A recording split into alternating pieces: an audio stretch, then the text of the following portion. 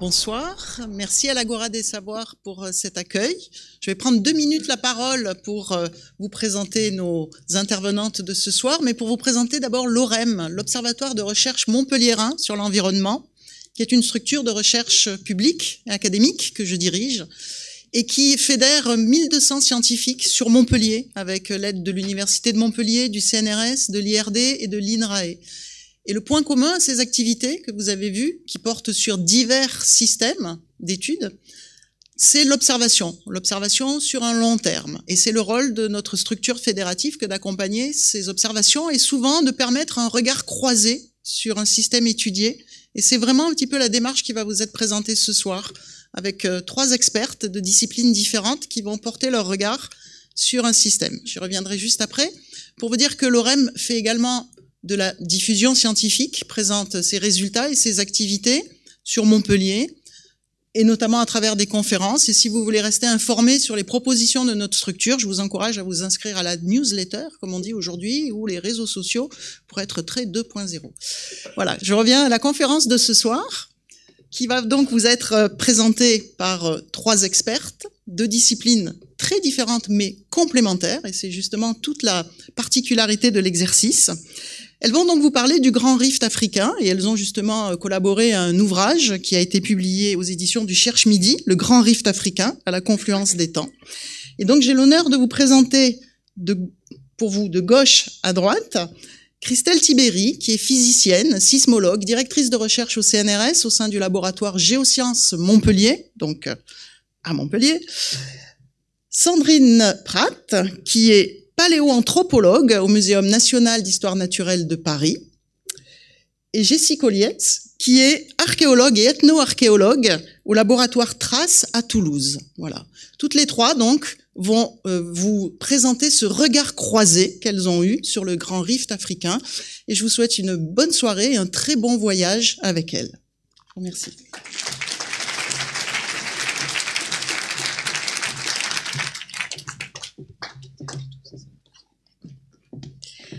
Bonsoir à tous. Merci beaucoup pour cette invitation. Merci pour l'opportunité qui nous est donnée de vous présenter un petit peu notre travail interdisciplinaire sur un sujet aussi complexe que le Grand Rift africain. Et donc ce qu'on va vous proposer ce soir, c'est une conférence à 3 voix, donc mes collègues Jessie, Sandrine et moi-même. Et avant de commencer à vous présenter tout ça, en fait, on voulait vous donner des indications pourquoi, en fait, pour quelles raisons on s'intéressait au Rift et pourquoi on s'y intéressait de façon interdisciplinaire en croisant nos regards. Alors, vu que je suis géophysicienne, je vais commencer par de la géophysique et de la géologie, c'est plus simple pour moi. Donc, le Grand Rift africain, c'est un objet qui est assez exceptionnel pour les géologues, hein, puisque c'est un endroit où on est témoin de l'ouverture d'un océan, la naissance d'un océan. Donc, c'est un endroit qui part de la Corne de l'Afrique, du côté de Djibouti, l'Éthiopie, qui descend 4000 km jusqu'au golfe du Mozambique. et dans lequel en fait la croûte va se déformer, s'étirer, se rompre, et on va avoir accès à tous les stades de la rupture continentale, donc d'une croûte qui s'amincit tout juste jusqu'à la naissance d'une ride océanique. Et puis le rift, c'est aussi un objet que vous connaissez certainement sous le nom de berceau de l'humanité, parce que cette géologie, cette géodynamique permet d'enregistrer donc de faire des sédiments, d'enregistrer des fossiles, et l'érosion et le climat fait en sorte que on a à l'air libre tout un registre fossile assez exceptionnel dans cette région pour des millions d'années. Donc on a accès à l'évolution des espèces, qu'elles soient végétales, animales, et l'espèce humaine en fait partie. Et puis c'est un lieu aussi où on a une diversité assez exceptionnelle, que ce soit une diversité biologique, culturelle, politique, environnementale, géologique également. Et c'est une région qui va concentrer des enjeux actuels assez importants. Donc ça va être des enjeux sanitaires, les enjeux climatiques, ça va être savoir gérer les ressources, savoir gérer les risques naturels de façon différente. Et donc le rift, c'est aussi un endroit qui nous met au défi en tant que chercheurs de travailler sur différentes échelles de temps et d'espace. Donc en termes d'échelle spatiale, si vous vous intéressez aux processus tectoniques qui ont permis l'évolution de cette rupture continentale, vous allez vous intéresser à des échelles qui font plusieurs milliers de kilomètres. Si vous vous intéressez au développement urbain de certaines villes, ou comme ici un glissement de terrain, vous allez travailler sur des échelles du kilomètre, voire du mètre. Et puis si vous vous intéressez au régime alimentaire d'une espèce disparue, vous allez regarder l'usure de l'émail de certaines dents d'espèces disparues, et vous allez travailler à une échelle de micromètres. Et ces échelles spatiales, on les retrouve également au niveau temporel, avec une énorme différence entre l'histoire géologique qui dure depuis 30 millions d'années, l'histoire humaine qui n'a que 7 millions d'années, et puis si vous vous intéressez à des événements beaucoup plus brutaux et de très petite échelle temporelle, ça peut être une éruption volcanique, ça peut être une inondation, ça peut être le renversement d'un régime politique. Et là, vous vous intéressez à quelques heures, quelques jours. Donc cette pluralité d'échelles, cette pluralité de processus vont interagir les uns aux autres et vont nous amener en fait à considérer ces interactions ensemble, et donc on va être obligé de travailler de façon interdisciplinaire. Donc ça serait beaucoup trop, on peut pas vous montrer de façon exhaustive tout ce qui se fait en interdisciplinarité sur un objet aussi complexe. Donc on se propose ce soir d'aborder 3 petites choses ensemble. Ça vous paraîtra peut-être un petit peu moins long aussi comme ça. Donc le premier projet qu'on voulait vous présenter, c'était de vous montrer comment la géodynamique interne profonde peut impacter les écosystèmes et les socio-écosystèmes actuels. Et puis Sandrine ensuite prendra la parole pour vous montrer que on peut aussi avoir des informations sur les socio-écosystèmes et du passé. Et enfin, Jessie fera le lien entre nous deux, entre le passé et le présent, en montrant qu'en étudiant des populations actuelles de potiers en Éthiopie, on peut avoir des informations sur les sociétés anciennes.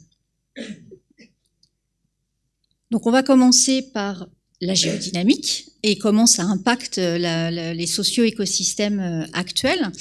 Donc l'existence même du rift est-africain, elle est due à une remontée de matériel profond. Donc quand je dis profond, c'est 3000 km de profondeur. Donc c'est très profond.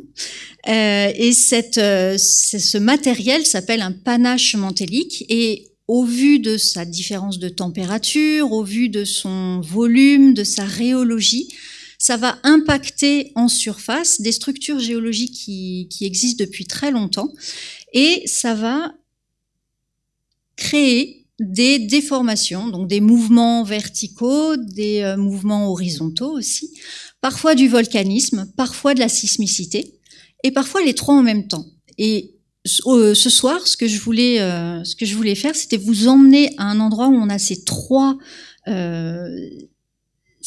choses en même temps. Donc, au niveau du nord de la Tanzanie, donc c'est un endroit où on est vraiment au stade le plus précoce de la rupture. Donc, ça s'ouvre à quelques millimètres par an seulement. On a des volcans, on a le Kilimandjaro, on a le Ngorongoro depuis 3-4 millions d'années, et on a un volcan actif actuellement, le Lengai. Et quand on regarde cette région-là, on s'aperçoit en fait que on a de la sismicité, mais qui n'est pas répartie partout pareil. Il y a des séismes qui sont extrêmement localisés dans les 10 premiers kilomètres de la croûte, à côté d'un volcan actuellement actif, le Lengai. Et on a également, à une centaine de kilomètres de là, au sud-est, un autre volcan qui est plus actif depuis une centaine d'années, donc on dit qu'il est dormant, le mont Meru, au pied duquel on a un centre urbain extrêmement important, la ville d'Arusha, qui fait 400 000 habitants, et autour duquel on a également des zones d'agriculture, un parc national, donc on a également plein de touristes, notamment des touristes qui vont après visiter le Kilimandjaro. Et la question qu'on s'est posée, c'était de savoir, voilà, on a deux exemples d'endroits où on a des phénomènes géologiques différents, de la sismicité et un volcan actif, mais qui impactent des sociétés plutôt pastorales et des parcs naturels. Et puis, on a un autre endroit, une grosse ville où on a un volcan dormant et pas de sismicité enregistrée.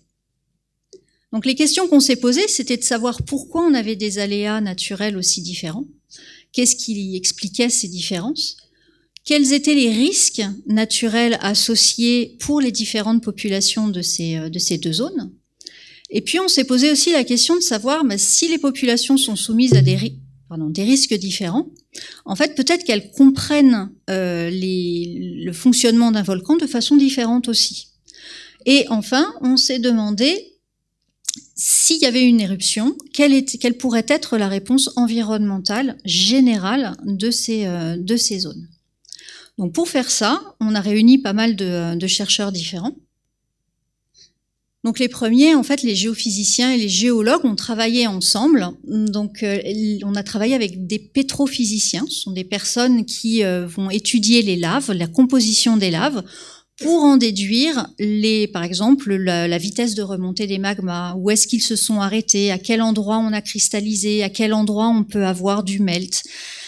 Et donc ils ont des informations sur l'évolution temporelle des laves. Et puis on a travaillé aussi avec des géophysiciens, donc qui eux ont installé des instruments pour quelque part radiographier la Terre, avoir une image actuelle des structures dans ces régions. Et en combinant nos résultats, on s'est aperçu que déjà ils étaient cohérents, c'était une bonne nouvelle, et ensuite que à 50 ou 100 km de différence, on avait une composition du manteau, donc la partie profonde de la Terre, qui était complètement différente et qui pouvait expliquer des mécanismes de volcanisme complètement différents, et donc des aléas naturels, sismicité, éruption, qui étaient aussi complètement différentes.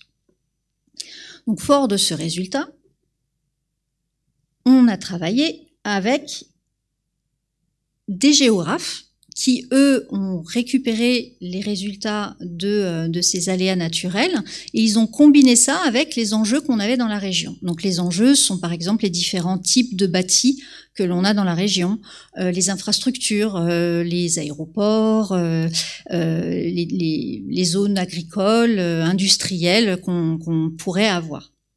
Et puis, ils ont modélisé également les coulées de lave qu'on pourrait avoir sur les différents volcans, donc le Lengai et le Meru, dans cette région. Et en combinant tout ça, en fait, on passe de l'aléa au risque naturel. Et ces risques naturels, on peut les mettre sous forme de cartes. Et ces cartes sont extrêmement importantes puisque c'est elles qui vont indiquer aux autorités locales quel type de scénario il faut faire pour si on est dans le cas d'une éruption volcanique dans ces régions.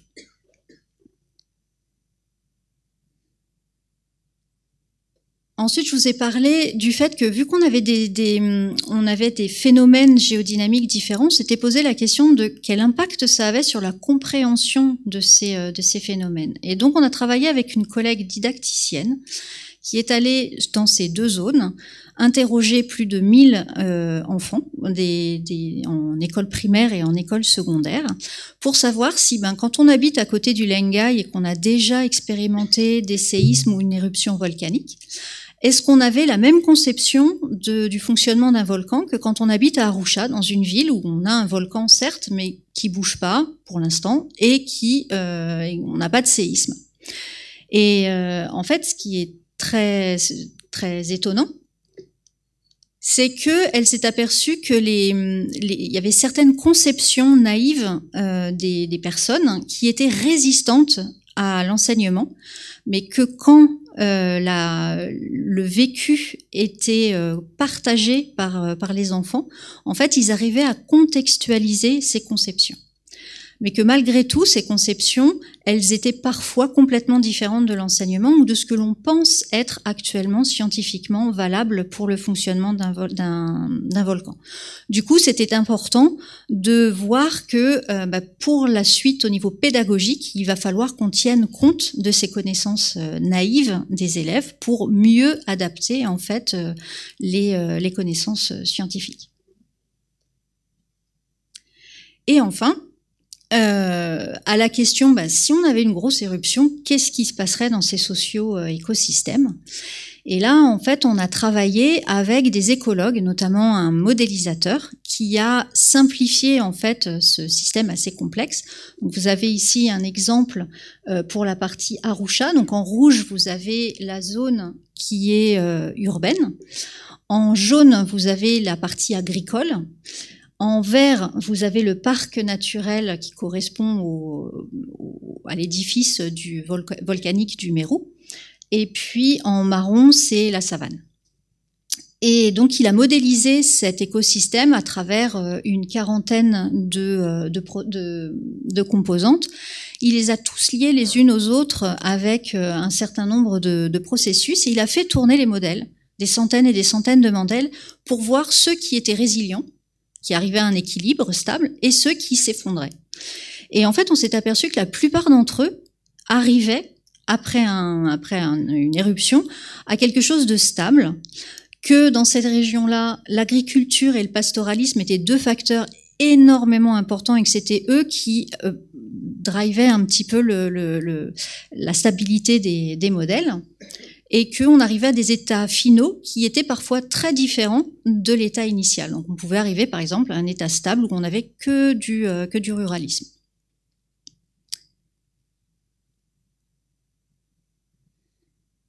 Du coup, ça c'est un petit exemple de ce qu'on a pu faire ensemble de façon scientifique sur cette région.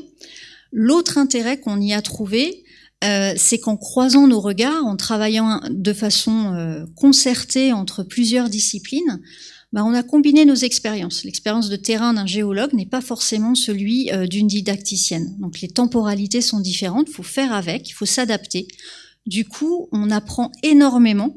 C'est très valorisant parce que non seulement on enseigne, on échange, mais on apprend aussi, même si on a 52 ans, on continue à apprendre des choses et c'est très enrichissant.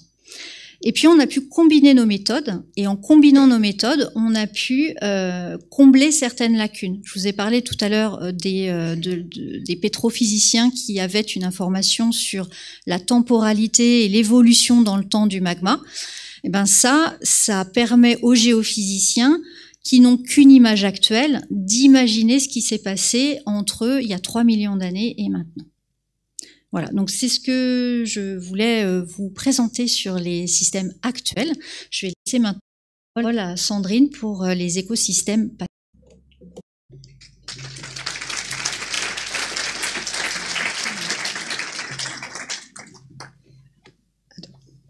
Merci beaucoup Christelle, merci à vous d'être ici. Donc en effet, là je vais vous emmener dans une autre partie du rift. On va aller entre l'Éthiopie et le Kenya, dans le bassin de l'Omo-Turkana. Donc là c'est une présentation que j'ai fait avec un collègue de Poitiers, Jean-Renaud Boisserie, pour vous donner un éclairage de cette région comme révélateur des socio-écosystèmes du passé, et on va également voir du présent avec les enjeux actuels en termes de défis environnementaux dans cette région.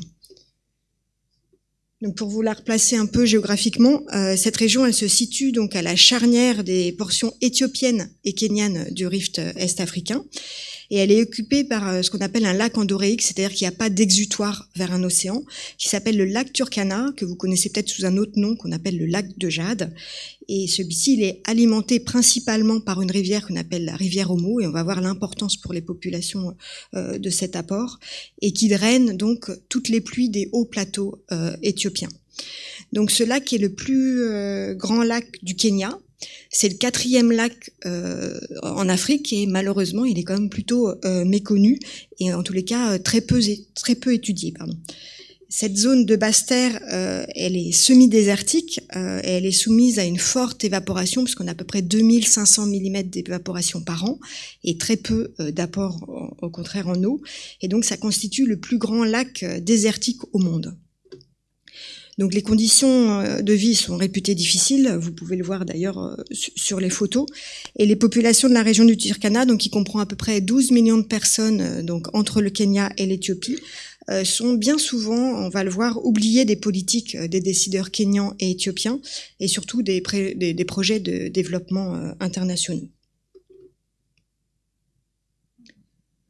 Donc ces populations sont essentiellement pastorales, et elles présentent une grande diversité ethnique et également linguistique, notamment en Éthiopie dans la région de l'Omo, avec notamment les Nyagaton ou les Mursi.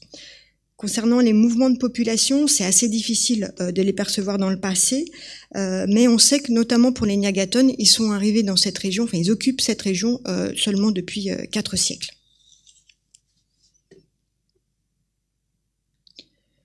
Donc ces populations que j'appellerais oubliées du Turkana habitent un territoire qui présente des caractéristiques géologiques extraordinaires, et qui donc contraste fortement avec l'importance et la reconnaissance de cette région sur donc une grande profondeur de temps, allant donc jusqu'au Crétacé, puisque dans le nord du Kenya on a pu découvrir notamment des dinosaures, et également de nombreux sites paléontologiques allant de l'Oligocène à l'Holocène, et donc je vais vous présenter plusieurs exemples. Donc cette zone, elle est composée de 3 régions fossilifères. Au nord, en Éthiopie, donc la basse vallée de l'Omo, et ensuite tout autour de donc ce fameux lac Turkana, ce lac de Jade, à l'est, et à l'ouest de ce lac. Donc pourquoi cette zone est intéressante sur les populations du passé? Et ben en fin de compte, c'est lié donc à cette activité tectonique du Grand Rift africain, puisqu'elle a engendré la formation de dépressions dans lesquelles les sédiments se sont accumulés et sont donc propices à la conservation à la fois d'éléments de flore un peu plus rares et surtout d'éléments de faune. Donc ici, sur ce schéma, se représentait en bas l'initiation du rift, donc qui correspond à la région Afar, donc en Éthiopie il y a 30 millions d'années. Ensuite, il y a un effondrement du rift en haut à gauche, en termes de représentation, puis la naissance de ce qu'on appelle l'épaulement du rift, donc qui correspond donc ici à droite à ce qu'on a actuellement en Éthiopie et au Kenya, donc avec un basculement des niveaux sédimentaires, donc ce qui nous permet donc la découverte des sites très anciens que vous avez ici. Également sur ces figurés, vous voyez qu'il y a une activité volcanique qui est intense, et elle a été aussi intense dans le passé. Et ça, c'est très intéressant pour nous, parce qu'en fin de compte, ça nous permet de dater de façon indirecte tous nos fossiles, puisqu'on arrive à dater les éruptions volcaniques. Donc là, à votre gauche, c'est toute l'évolution humaine. Donc juste une petite aparté, actuellement, il y a une seule espèce, Homo sapiens, mais dans le passé, on a 28 espèces d'hominines entre 7 millions d'années et donc l'actuelle. Et vous voyez ce que j'ai entouré. Donc c'est tous les fossiles qu'on a trouvés dans le bassin de l'Omo-Turkana, et en tous les cas, le long de la vallée du Rift. Donc ce bassin de l'Homo turkana a livré le plus grand nombre de fossiles de faune, y compris ceux de nos ancêtres entre 5 millions d'années et 1 million d'années, avec plus de 1200 restes, ce qui correspond à un tiers de la totalité des restes trouvés en Afrique, donc avec 3 zones, l'Awash, l'Homo turkana et donc l'Afrique du Sud. Et donc pour l'Afrique de l'Est, l'Homo turkana, donc je vais vous présenter les sites, présente la moitié des restes qui ont été découverts. Donc l'autre région que vous connaissez peut-être, donc on appelle l'Awash, est surtout connue grâce à Lucie, dont on a fêté les 50 ans de la découverte cette année. Et donc ce fossile emblématique de l'évolution humaine donc a permis notamment de mettre en évidence une autre forme de bipédie, un peu différente de la nôtre, puisque nous sommes des bipèdes stricts. Et en fin de compte, chez cette espèce, il y avait une bipédie à la fois au sol, mais également une capacité au grimper. Donc, je vais revenir dans la région maintenant de l'Homo turkana.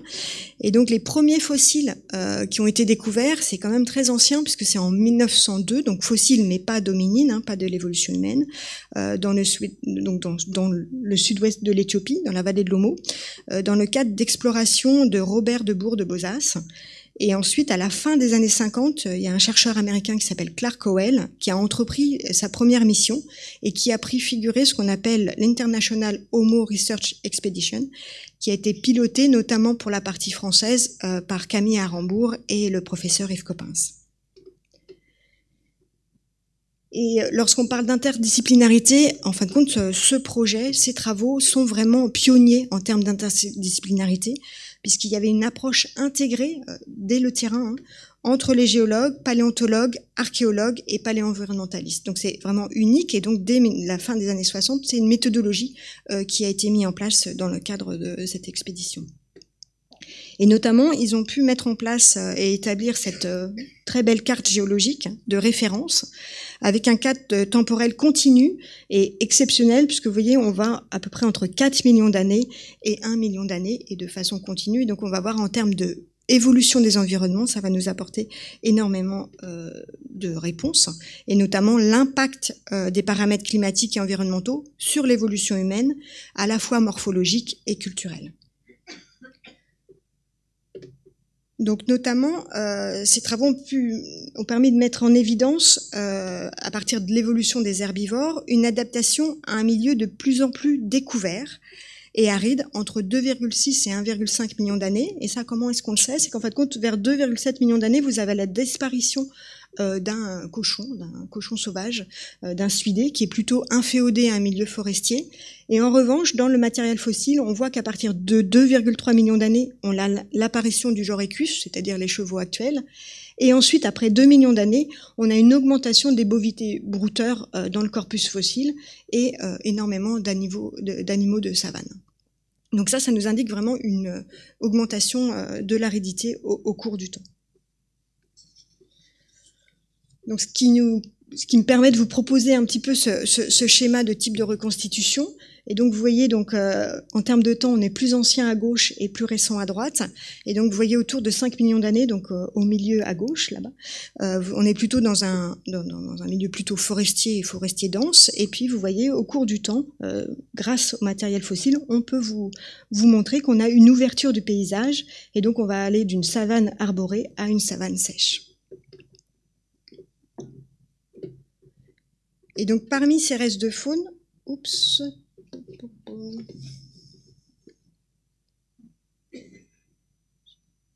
c'est qu'ils n'ont pas aimé mes australopithèques. Donc parmi les restes de faune, donc il y a de nombreux fossiles, ce qu'on appelle des hominines, qui ont été découverts. Donc dans ces régions, principalement des dents isolées et des restes de mandibules. Donc dans la basse vallée de l'Omo, et en particulier de ce qui est représenté à gauche, qu'on appelle un paranthrope, donc qui est le cousin de notre genre, le genre Homo, et contemporain des premiers représentants du genre Homo. Également donc des premiers représentants du genre Homo qui sont figurés ici, et également associés, ou en tous les cas dans des sites assez proches, des outils, notamment en quartz. Et également dans les terrains les plus anciens, on a aussi quelques restes d'Australopithèque afarensis, donc l'espèce de la fameuse Lucie. Donc cette expédition, l'International Homo Research Expedition, s'est terminée en 1976.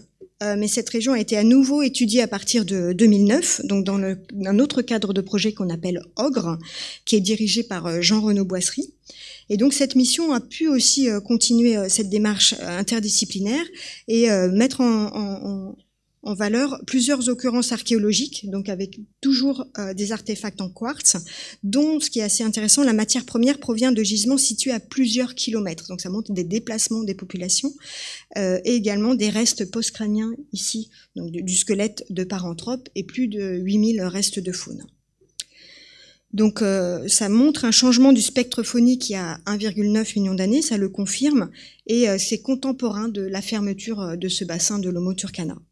Et on voit au cours du temps qu'on a une faune qui va être moins diversifiée, plus on va aller dans la séquence sur des périodes récentes. Également, on peut entreprendre certains types d'analyses, notamment ce qu'on appelle les analyses isotopiques, donc qui sont empruntées de la chimie. Et là, ça met donc ce que vous avez à gauche, ça met en évidence une transition dans l'alimentation des suidés et des bovidés, qui elle est de façon assez intéressante découplée des changements morphologiques des différentes espèces. Donc, je vais vous amener maintenant au Kenya, mais c'est exactement le même bassin d'un point de vue sédimentaire.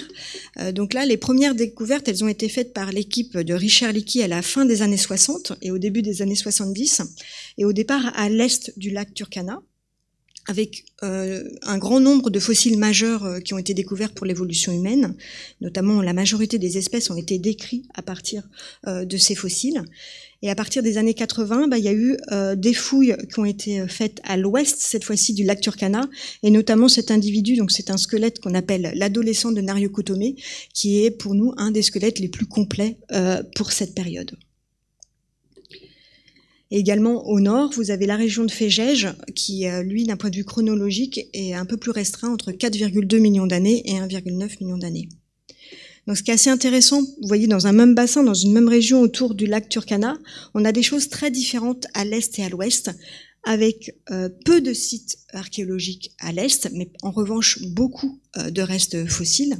Et à l'ouest, en revanche, on a énormément de sites archéologiques que je vais vous montrer, et malheureusement, en tout cas pour moi en tant que paléanthropologue, peu de restes d'hominines. Et toute cette formation, notamment la formation de Nachukui entre 4 millions et 700 000 ans, comme pour la basse vallée de l'Omo, a permis d'enregistrer des changements en termes d'environnement au cours du temps. Donc pour les périodes les plus anciennes, donc cette fois-ci un peu au sud du lac, il y a également des fossiles qui ont été découverts, donc cette fois-ci plutôt en faune, avec notamment des proboscidiens, donc c'est la grande famille des éléphants, des anthracotères, donc ça c'est proche des hippopotames, qui sont datés, donc vous voyez, de 25 millions d'années, dans le site ici de Lokone. Et il y a également des restes de primates hominoïdes dans un autre site, Naputet, qui eux sont datés de 13 millions d'années. Et donc il y a eu une création d'une nouvelle espèce à partir de ces sites. Donc vous voyez, c'est très très riche en termes de fossiles, toute cette région, quelle que soit la période. Donc là, je vais remontant sur l'ouest du lac Turkana. Donc là, c'est des fouilles qui ont été entreprises dans le cadre d'un projet qui s'appelle l'West Turkana Archaeological Project, qui est coordonné par 2 préhistoriennes françaises, au départ Hélène Roche et maintenant Sonia Armand. Et il y a plus d'une quarantaine de sites archéologiques qui ont été découverts, et avec des sites majeurs, notamment le site de Lokalelei, donc qui est le plus ancien atelier de taille connu à ce jour. Également, le plus ancien site acheléen. Acheléen, ça renvoie vers les bifaces, donc autour de 1,8 million d'années. Et enfin, qui a été publié en 2015, le plus ancien site archéologique connu à ce jour, donc c'est 3,3 millions d'années. Donc pour vous mettre un cadre temporel, c'est 500 000 ans, donc un demi-million d'années avant l'apparition du genre Homo. Donc ça vous montre que ça a remis en question l'idée que seul notre genre, le genre Homo, était capable de fabriquer des outils en pierre.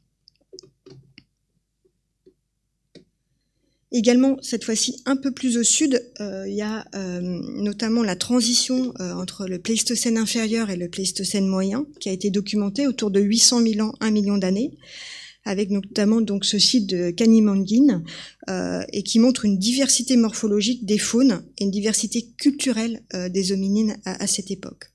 Également, donc là, un peu plus récent, donc autour de 10 000 ans, l'Holocène, il y a ce site de Natarook qui est très intéressant puisque ça témoigne de violences intergroupes chez ces populations de chasseurs-cueilleurs au début de l'Holocène, où il y a en tous les cas des traces de morts violentes sur 10 des 12 individus qui ont été découverts. Et également donc des périodes un peu plus récentes, autour de 5000 ans, dans un site qu'on appelle l'Otagan Nord Pilar Site, qui présente des traditions monumentales mortuaires uniques dans un contexte de changements environnementaux très importants, et qui illustre également de nouveaux réseaux sociaux et un système social complexe, ainsi qu'une transformation des stratégies économiques, puisqu'en fait, ces populations sont passées de stratégies économiques plutôt tournées vers la pêche à des traditions plutôt pastorales. Donc ça, c'était pour les périodes anciennes. Et ce qui est assez intéressant, c'est qu'il y a quand même un contraste par rapport aux études qui sont faites sur les populations actuelles et sur cette région, puisqu'actuellement, il y a plus de 60% des publications qui sont centrées sur ces périodes anciennes. Et il existe très peu de travaux sur les écosystèmes contemporains. Donc c'est pour ça que c'est un peu les oubliés, les Turkana. Donc paradoxalement, le lac Turkana est le moins étudié des grands lacs, alors qu'il y a à peu près 79 espèces de poissons, dont 12 qui ne sont présentes que sur ce lac, et c'est aussi également la plus grande population de crocodiles du Nil. Donc je ne vous engage pas à vous baigner dans ce lac. Et ce qui est paradoxal, c'est qu'il n'y a pas encore de véritable accord de coopération dans le domaine de l'eau, alors que c'est crucial, malgré les impacts, et on va le voir, transfrontaliers liés à la gestion des barrages, et bien qu'il y ait une mobilisation et sur l'impact des changements climatiques, et on verra qu'ils sont très forts dans cette région, et qu'il y a donc beaucoup de projets par rapport à ces changements climatiques qui sont développés. Donc si on regarde maintenant un peu les systèmes de production et d'échange de ces populations, notamment en termes de nourriture, en fait, elles sont différentes en fonction des différentes populations autour du lac.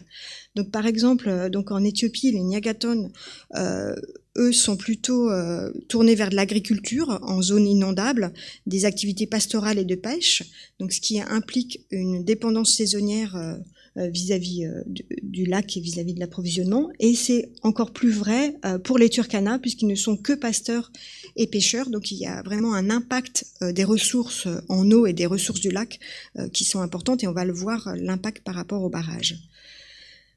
Donc il y a également une économie qui va exister entre ces populations, avec des échanges soit d'animaux, soit de peaux, soit de poissons séchés, des Turkana vers les Nyagaton par exemple, et de sorgho, d'haricots, de pois des Nyagaton vers les Turkana. Et donc, en effet, la construction de barrages sur l'Omo, sur la rivière Omo, donc en Éthiopie, vous avez une image de ce barrage tout en haut, fait l'objet de nombreux enjeux et vont, vous allez le voir, avoir des conséquences sur les populations éthiopiennes et kenyanes. Donc, pour les populations éthiopiennes de la vallée de l'Omo, le barrage, donc ce qu'on appelle Guibé 3, et les projets de plantation sucrière que vous avez ici posent la question de la disponibilité en eau de la rivière Omo, notamment pour irriguer les plantations. Donc, vous voyez des cartes satellites montrant des différences, en tous les cas la rivière Omo, lors de la mise en place du barrage, et également les différences en termes par rapport aux plantations sucrières et l'impact sur l'environnement. Donc ce barrage pose également des problèmes aux milliers de Turkana qui vivent autour du lac et donc qui pêchent dans ces eaux pour gagner leur vie. Et donc le comité du patrimoine mondial de l'UNESCO reconnaît aujourd'hui que le barrage a entraîné, je cite, une baisse globale et rapide des niveaux de l'eau et que les fluctuations saisonnières ont été fortement perturbées. Donc en conséquence, le comité convient que la perturbation du régime naturel d'inondation est susceptible d'avoir un impact négatif sur la population de poissons du lac Turkana. Donc là, vous le voyez ici, c'est des modélisations de recul du lac Turkana. Et donc vous voyez que, bien évidemment, quand il y aura un recul à 40 mètres, l'apport en termes de poissons, et donc qui est quand même une ressource de vie de ces populations, sera vraiment important. Donc du fait de cette diminution de la biodiversité des ressources, il y a un énorme impact. Donc il y a eu différents mouvements d'opposition et de manifestation des populations locales, notamment au niveau ici des populations Turkana. Et en effet, du fait de la diminution de cette biodiversité et des ressources, celles-ci ont fait l'objet et sans doute feront encore plus l'objet de nombreux conflits entre les différentes populations. Donc là, vous avez les flèches qui montrent les conflits qu'il y a notamment par rapport à ce problème de ressources. Là-dessus vient un autre problème qui est le pétrole, la découverte de pétrole en 2012 au Kenya, donc qui est estimée à 600 millions de barils, c'est également une source de conflit et une augmentation de la vulnérabilité des communautés face au changement climatique.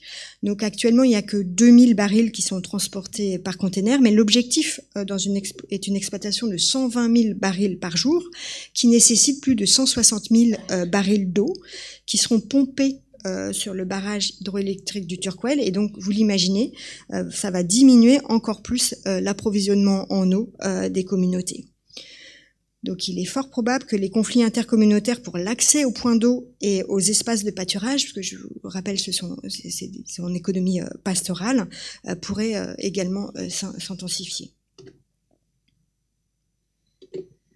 Cette région possède également un parc éolien très important de 160 km² qui a été mis en service très récemment en septembre 2018 et ça constitue le plus grand parc éolien d'Afrique subsaharienne et qui comprend à peu près 365 éoliennes et si on est en capacité maximale d'activité, ça pourrait permettre de couvrir 15% des besoins quotidiens au Kenya et à peu près alimenter 1,5 million de foyers.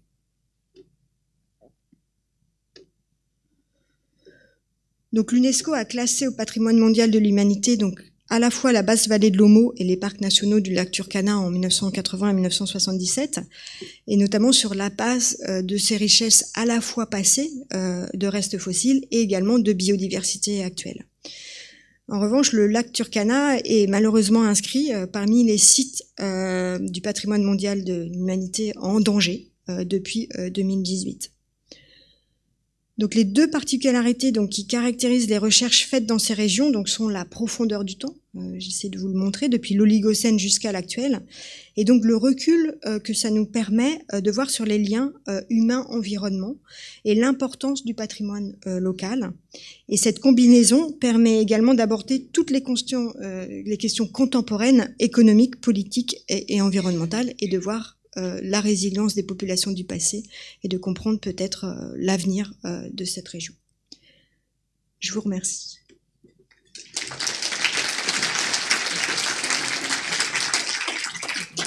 Eh bien, bonsoir à toutes et à tous. Et merci aussi aux organisateurs et aux organisatrices pour cette Agora des savoirs.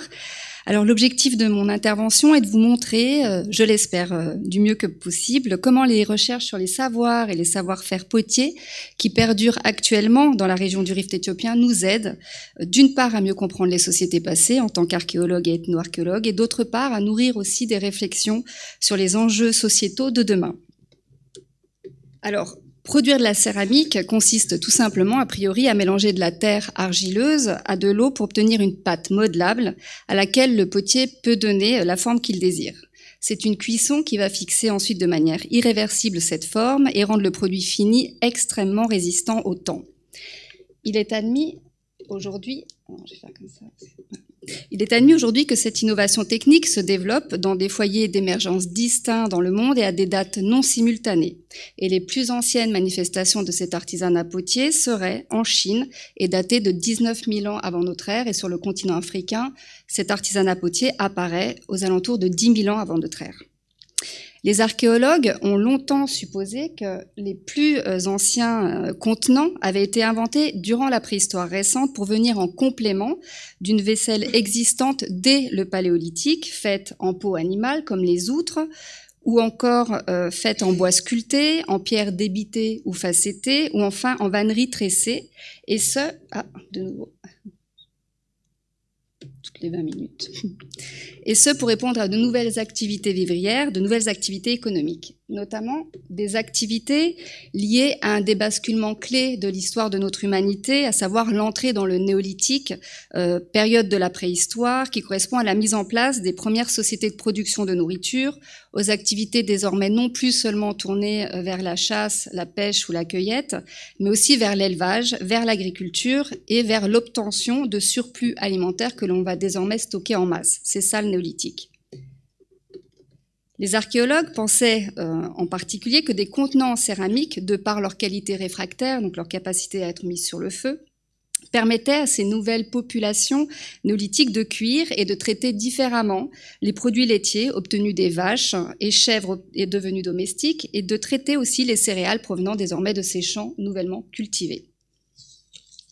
On sait toutefois aujourd'hui de façon certaine que les plus anciennes productions potières apparaissent non pas avec les sociétés néolithiques, mais existaient déjà au sein des sociétés chasseurs-cueilleurs-pêcheurs. Alors, concernant maintenant ce que l'étude de la culture matérielle, et notamment de la culture matérielle céramique, nous délivre comme information, eh bien, on sait, grâce à des travaux conduits depuis plus de 60 ans par des ethnologues, par des historiens des techniques, par des archéologues, par des psychomotriciens aussi, eh bien, on sait que les traditions potières sont d'abord porteuses d'une très forte valeur culturelle. Elles sont marqueurs de différenciation individuelle, elles permettent notamment d'avoir accès à la figure emblématique de l'artisan potier, mais elles sont aussi porteuses de différenciation collective.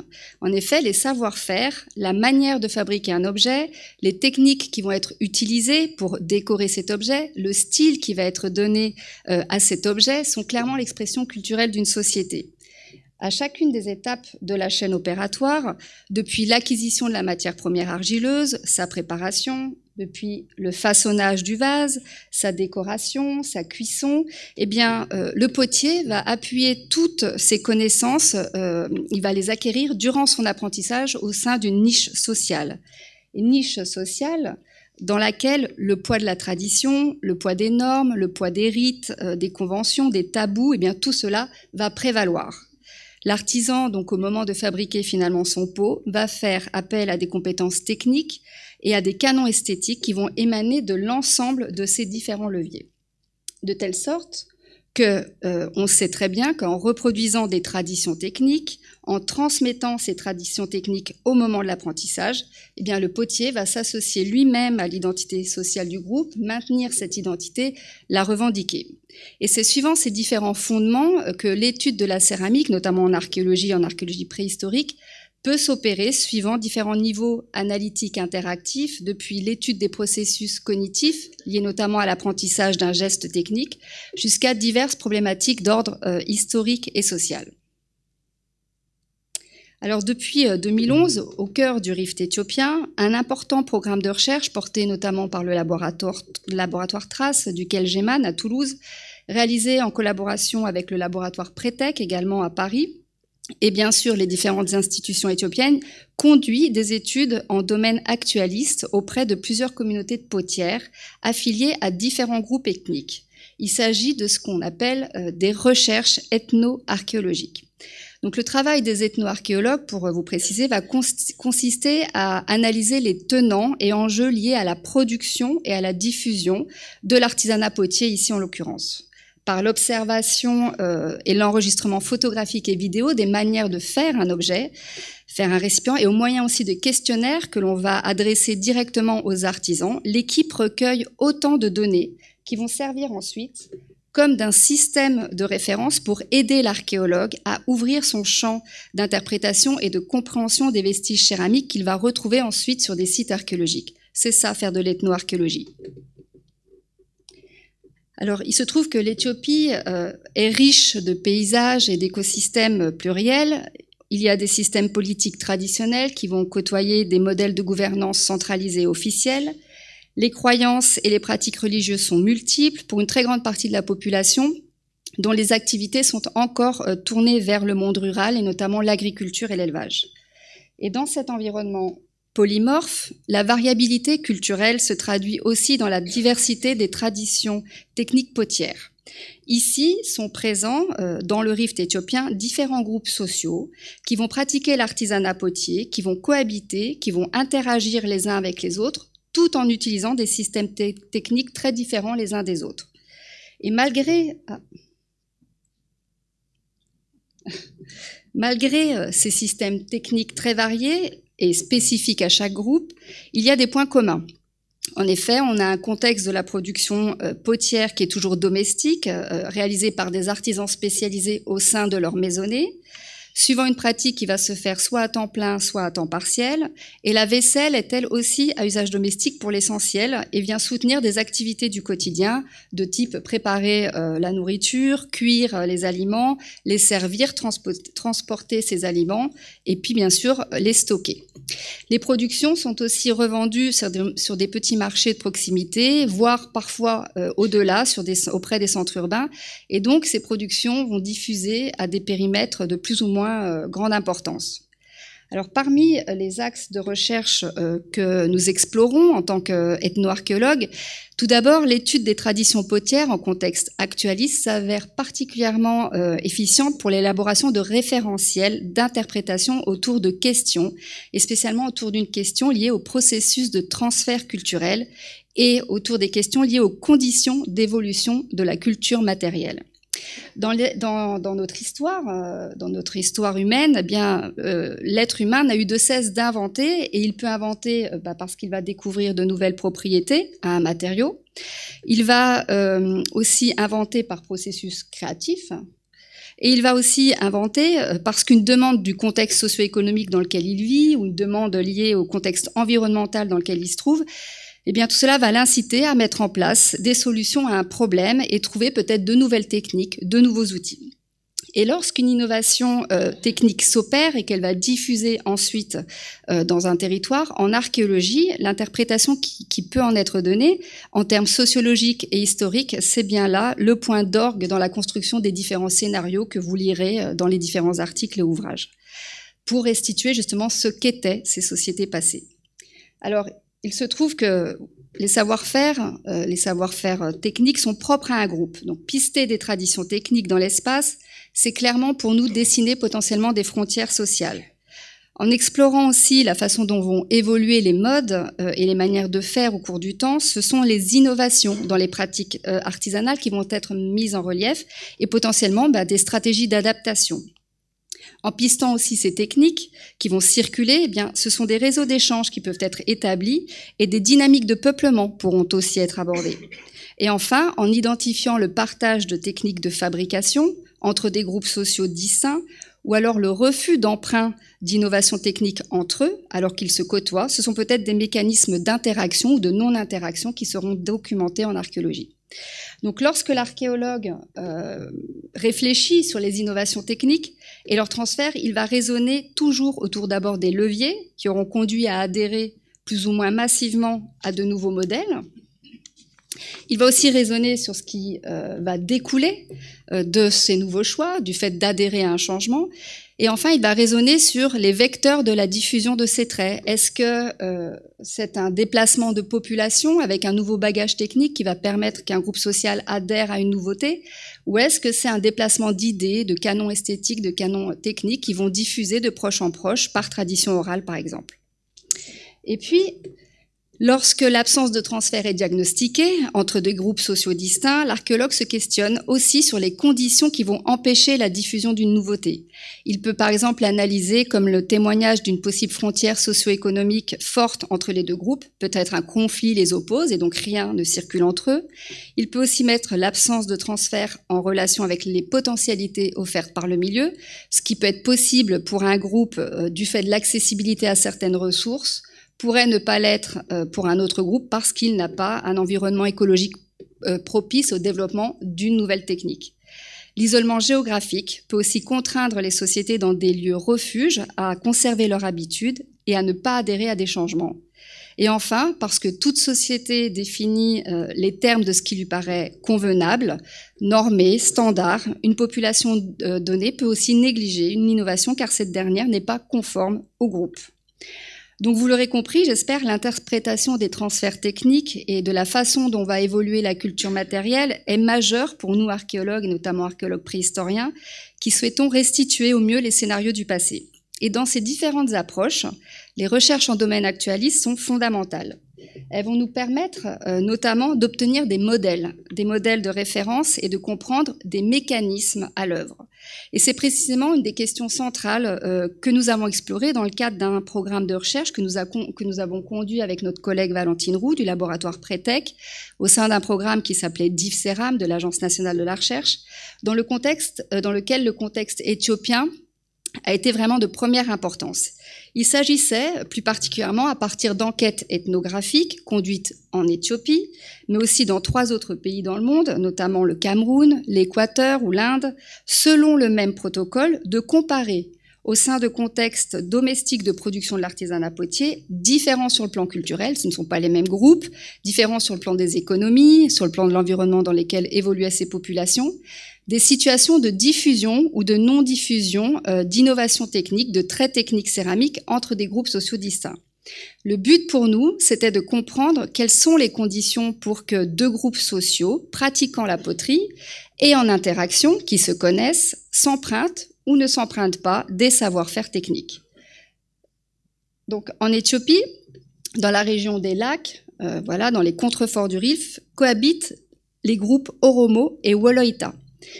Les traditions techniques sont très différentes d'un groupe à l'autre. Certaines techniques auraient pourtant été très avantageuses à être empruntées d'un groupe à un autre pour les améliorations qu'elles pourraient engendrer dans la production.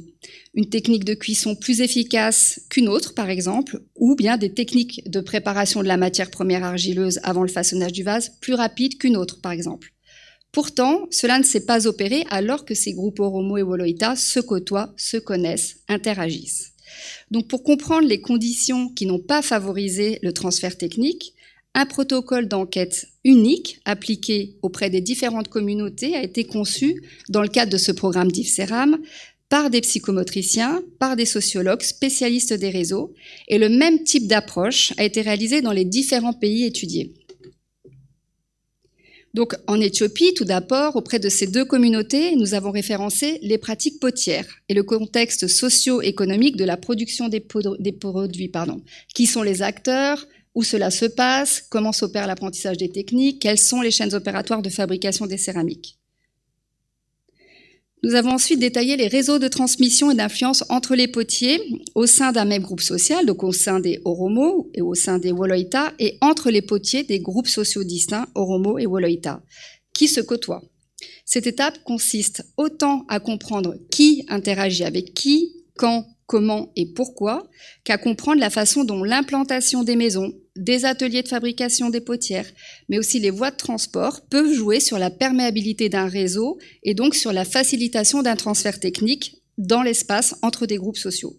Finalement, peut-être qu'une technique ne va pas diffuser car le réseau est trop large, trop distendu, ou que les interactions sociales, justement, sont trop distendues.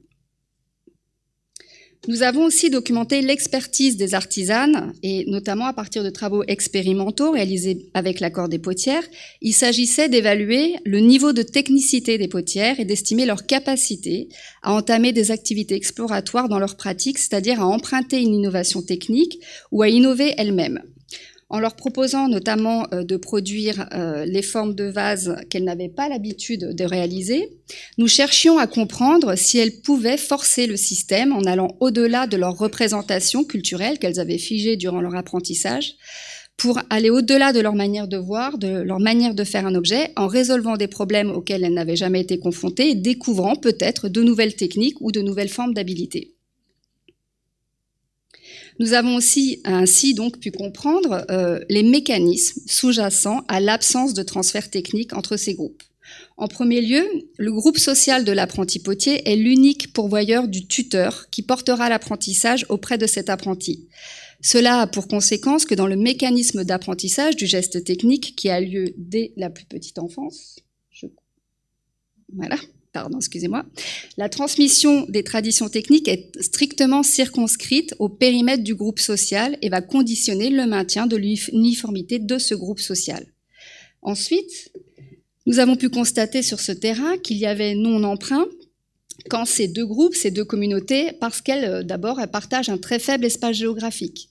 Il y a non-emprunt aussi si ces communautés se connaissent très bien, si elles interagissent régulièrement et s'il existe une forme d'hétérogénéité sociale dans l'espace, c'est-à-dire je n'appartiens pas au même groupe. En d'autres termes, il n'y a d'autant pas emprunt technique entre ces deux groupes que ces groupes cohabitent et interagissent de façon très régulière. Et cela en vertu d'un phénomène connu en sociologie, le phénomène de polarisation, qui veut que les interactions stimulent une influence négative, le non-emprunt, renforçant finalement la différence entre les groupes. Si je devais résumer ce que je viens de vous dire plus simplement, on pourrait dire « plus je suis en contact avec toi dans un monde très très connecté, plus je souhaite aussi potentiellement être différent de toi ». Donc ces éléments, parce qu'observés sur tous les terrains, pas seulement en Éthiopie, mais sur les autres terrains du programme, et dès lors compréhensibles sur le plan du mécanisme, bien, ce sont ces éléments qui vont nourrir nos modèles d'interprétation en archéologie. Ils viennent, par exemple, nuancer les démonstrations parfois rapides que vous pouvez lire dans des articles et qui peuvent être faites lorsque l'archéologue va observer dans une aire géographique définie la coexistence de deux groupes sociaux au travers de leur variabilité de leur système technique, par exemple céramique, silex taillé, parure, etc., mais l'absence de transfert aucun entre ces deux groupes et d'en déduire de fait l'absence totale d'interaction entre eux. Vous voyez là que c'est tout le contraire, c'est bien l'interconnexion de ces groupes entre eux, de ces entités sociales, qui va cautionner cette différenciation technique. Voilà pour un des premiers registres de l'ethno-archéologie. Il en existe un second, tout aussi intéressant, c'est celui qui va consister cette fois à élaborer des référentiels techniques. Alors sur les sites archéologiques de toute période, les productions potières peuvent se présenter sous la forme de pots complets, c'est très rare, mais parfois dans des sépultures, dans des grottes, dans certains contextes très bien conservés. Mais le plus souvent, nous retrouvons les poteries cassées sous la forme de milliers de fragments qui jonchent le sol. Or, comme je viens de vous le préciser, l'archéologue doit déchiffrer dans la culture matérielle les gestes techniques, car ils sont l'expression culturelle d'une société et parce qu'ils donnent accès à des informations d'ordre historique et social. Donc, pour ce faire, eh bien, il doit caractériser les différentes étapes qui vont composer la chaîne opératoire de fabrication d'une céramique. Il va tenter de définir les différentes techniques employées justement durant ces étapes de fabrication d'une poterie et il va identifier les traces, les stigmates laissés par telle et telle technique mise en œuvre par le potier pour fabriquer son vase. Et pour justement identifier ces traditions techniques, il peut reposer son travail sur des analyses archéométriques, donc au microscope, il va analyser les traces et peut-être les affilier à une technique, il va faire des observations macroscopiques, et il peut aussi se référer à différents manuels qui aident à décrire les productions potières archéologiques. Malheureusement, je vous rappellerai que l'argile, c'est un matériau plastique et que la succession des différentes opérations que va mener le potier lors de la fabrication d'un vase va oblitérer les stigmates au fur et à mesure de la conception du vase. S'il lisse le vase, on ne verra pas le rabotage qu'il vient de réaliser. Donc la signification, en plus d'un stigmate, d'une trace technique, est également rarement univoque. C'est-à-dire qu'une trace laissée sur le vase par le potier peut résulter de différentes techniques. Donc il doit observer un maximum de traces techniques sur son vase pour comprendre comment le vase a été fabriqué. Malheureusement aussi, le mobilier archéologique est très souvent fragmenté, ce qui va réduire encore plus les chances d'observer un panel complet de stigmates. Donc finalement, au moment de proposer une étude des collections céramiques archéologiques, l'archéologue peut faire appel aux référentiels techniques ethnographiques, lesquels permettent donc d'affiner la lecture des séries archéologiques. Et en Éthiopie, il se trouve qu'auprès de nombreuses communautés de potières, pas seulement chez les Oromo et les Wolita dont je viens de vous parler, l'équipe du programme, et spécialement ma collègue Annelise Goujon, ont documenté l'intégralité des techniques de fabrication des poteries et chaque trace générée par ces techniques ont été référencées auprès de différents groupes sociaux. Alors, lors de nos enquêtes sur le terrain, ce référencement des techniques de fabrication s'opère par support vidéo, photo. Cela va reposer aussi sur des enquêtes orales menées auprès des artisans potiers. Et nous allons réaliser toute une série de prélèvements des matières premières brutes, argileuses par exemple, des matières transformées à différentes étapes de la chaîne opératoire, et bien sûr tous les produits finis, c'est-à-dire les pots, neufs ou utilisés, et les outils mis en œuvre dans la chaîne opératoire de fabrication des céramiques. En laboratoire, ensuite, chaque trace affiliée à une technique va être consignée par photo et référencée. Donc ici, vous avez un vase cassé. L'intérieur de ce vase montre des traces de façonnage qui sont liées au montage du vase par Colombin Boudin d'argile.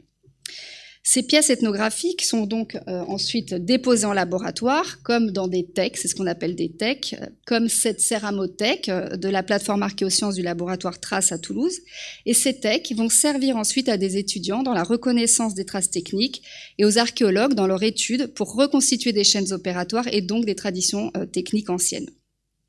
Aujourd'hui, ce qui est intéressant, c'est qu'il y a une politique sur ces référentiels techniques, c'est leur dématérialisation pour une mise en ligne sur des sites Internet. Et avec cette mise en ligne, tout le monde y a accès. Le but est de favoriser la diffusion des supports pour que tout un chacun puisse s'en servir au moment de l'analyse des collections archéologiques. Et ce sont aussi des bases de données d'enregistrement des savoirs et savoir-faire. Enfin, un des derniers volets liés à l'étude de l'artisanat potier en domaine actualiste et ici en contexte rift éthiopien, eh bien, c'est celui qui concerne la patrimonialisation. Donc aujourd'hui, des dynamiques de perte des savoirs et savoir-faire liés aux matériaux terres s'opèrent en liaison notamment avec le dérèglement climatique. Sécheresse, inondations sont en effet parmi les déclencheurs d'abord à la dégradation des ressources, notamment des ressources argileuses. Mais le dérèglement climatique, du fait de ces phénomènes extrêmes, inondations, sécheresse, oblige surtout les populations à la mobilité humaine. Les conflits armés aussi en Éthiopie, qui sont largement présents ces dernières années notamment, concourent également tristement au déplacement de population. Ces mobilités sont toujours associées à de la précarité et s'associe à la dislocation des communautés, à la perte des repères culturels de ces communautés, à la perturbation et à l'affaiblissement des réseaux communautaires. Et tout cet affaiblissement, naturellement, joue sur la transmission des savoirs et savoir-faire intergénérationnels.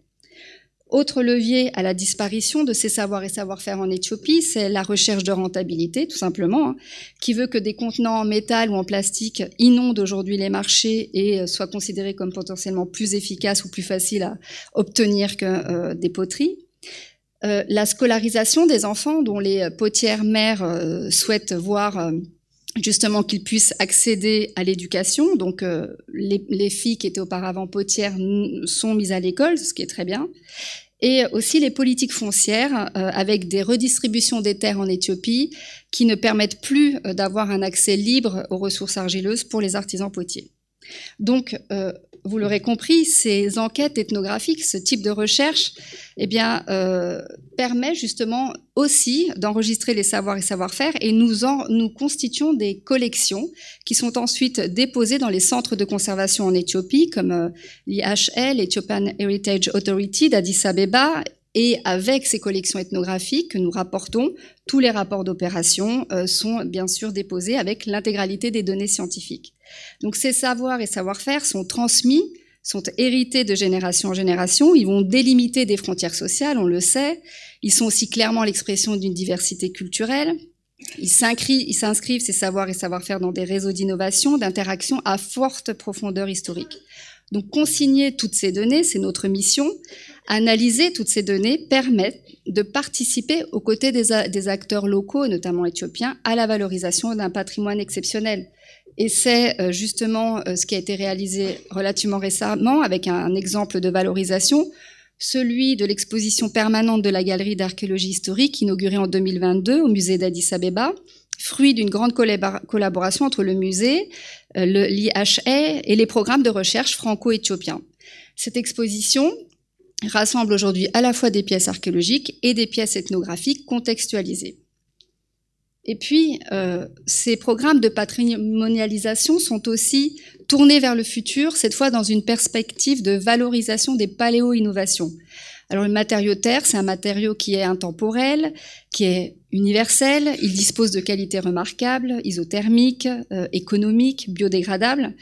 Et donc, on l'envisage sous le couvert de la paléo-innovation. Alors, la paléo-innovation, ça désigne le concept selon lequel des innovations anciennes ou des technologies traditionnelles peuvent être réexaminées et réintégrées dans le monde moderne pour répondre à des défis contemporains et notamment aux ODD, les fameux objectifs de développement durable fixés dans l'agenda 2030 des Nations Unies. Donc cette approche met en valeur des savoir-faire séculaires qui ont prouvé leur efficacité et leur durabilité, telles que les techniques de construction anciennes, des pratiques agricoles, des solutions de gestion des ressources naturelles adaptées aux conditions environnementales locales. Donc, l'observation que permettent finalement les recherches ethnographiques sur les traditions techniques céramiques héritées à différents niveaux d'échelle d'analyse, vous l'avez compris, depuis l'individu à sa maisonnée, depuis sa maisonnée au groupe social, du groupe social au paysage dans lequel ces personnes évoluent, eh bien, ça démontre souvent comment les sociétés ont su développer des modes de gestion de ressources efficaces et équilibrés, comment elles ont su utiliser la nature en maintenant ses capacités de renouvellement. Donc, dans nos approches, comme celles que nous espérons développer prochainement au sein d'autres programmes que nous avons déposés, il s'agit clairement d'intégrer ces pratiques séculaires dans les dynamiques modernes comme autant de talents écologiques, technologiques, historiques, réservoirs d'innovation technique qui sont nés d'adaptation, d'une connaissance fine des ressources et des paysages, fruits de processus créatifs et toujours avec des matériaux locaux respectueux de l'environnement. Donc en quelque sorte, et pour conclure, vous voyez que le présent, le passé et le futur se connectent pour se souvenir surtout que des solutions alternatives et de développement durable existent, ont existé et existent d'autant plus face aux pressions écologiques, économiques que l'on connaît aujourd'hui à l'échelle du globe. Je vous remercie de votre attention.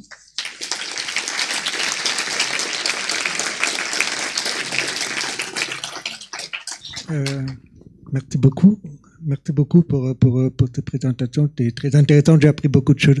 J'avais deux questions qui m'étaient venues à l'esprit pendant les présentations. La première, c'était sur la vallée du Rift, berceau de l'humanité. Est-ce que c'est toujours une formule qu'on entend? Est-ce que c'est réellement lié au fait que les premiers hominidés sont apparus dans la vallée du Rift, ou est-ce que c'est parce que les sédiments ont permis de garder la trace à cet endroit-là de ces premières espèces?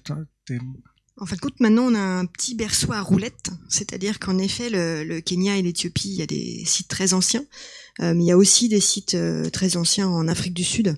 Donc maintenant, il y a plusieurs possibilités de berceau de l'humanité. Et d'ailleurs, en Afrique du Sud, ça s'appelle Cradle of Humankind, qui en traduction veut dire berceau de l'humanité. Mais c'est vrai que vous avez raison, si on regarde les fossiles les plus anciens, le plus ancien, c'est au Tchad, avec Toumaï, donc un peu en dehors du Rift. Mais après, comme j'ai essayé de vous le montrer, il y a énormément de restes dans cette vallée du Rift. Et comme vous l'avez très bien expliqué, c'est lié au phénomène géologique. Enfin, l'apport du Rift est essentiel pour ces découvertes. Merci beaucoup. J'avais une deuxième question, c'était sur la poterie et sur l'innovation d'un côté archéologique et de l'autre côté à l'époque actuelle. Quels sont les temps caractéristiques de propagation d'une innovation ou voilà, est-ce que l'échelle temporelle qu'elle est pour avoir un ordre de... Alors, le temps archéologique, c'est toujours un peu délicat. Donc, on peut constater l'émergence d'une innovation technique peut-être par exemple au 3e millénaire et voir qu'elle va perdurer peut-être 5 siècles ou 6 siècles. Le problème pour nous, ça sera la résolution chronologique des datations carbone 14 qui font qu'on aura peut-être l'impression qu'un phénomène sera long, mais il a été peut-être finalement court dans le temps.